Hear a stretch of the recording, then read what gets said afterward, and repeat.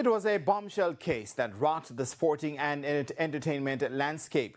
The multi-million-dollar Insports fraud case was one of the hot topics of 2025.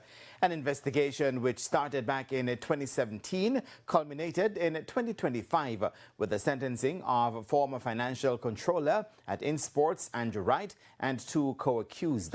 Garfield Jones has a recap of the sequence of events in our sports year in review.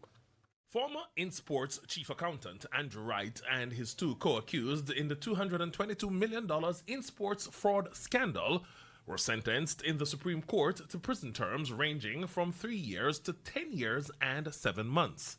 It marked a major culmination of the long-running corruption case. Andrew Wright, who was singled out as the mastermind in the multi-million-dollar fraud scandal, was found guilty on 13 counts.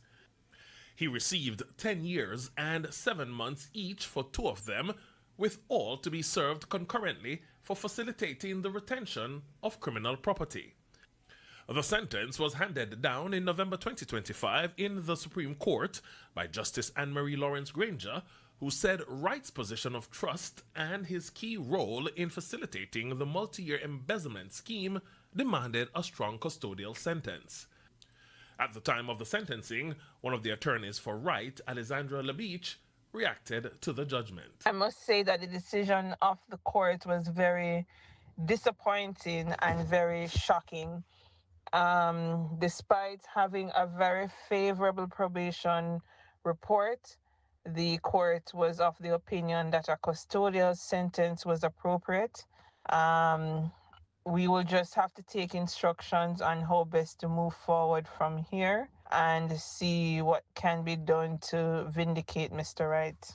Wright's co-accused O'Neill Hope and Rudolph Barnes will also be serving time in prison for their roles in the fraud scandal.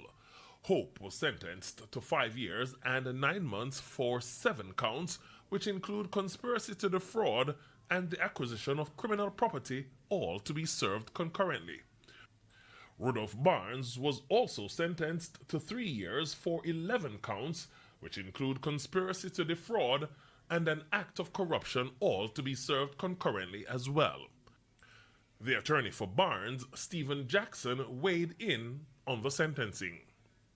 I'm not quite happy, but at the end of the day, it is what it is. The court has made its decision, and we're going to work with it until I take further instructions from my client as to the next step forward.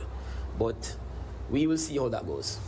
It was quite painstaking, especially as it relates to the fact that this is a financial matter. It surrounds financial crimes.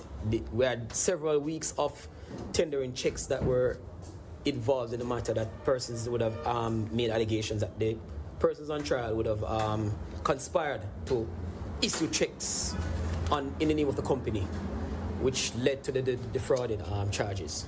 In the meantime, in September, 3 other accused were acquitted of fraud charges in connection to the $222 million scheme uncovered at the state agency.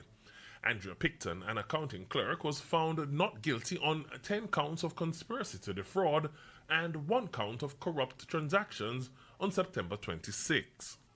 Shireen Farquharson, a former accounting clerk, was also found not guilty on the day before on 7 counts.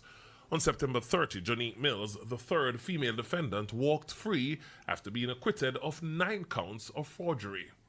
Wright, also known as Andrew French, was the promoter of 2 of the more popular events on the entertainment circuit, the monthly Chugget Beach parties and the end-of-year French Connection series. Garfield Jones reporting for TVJ Sports.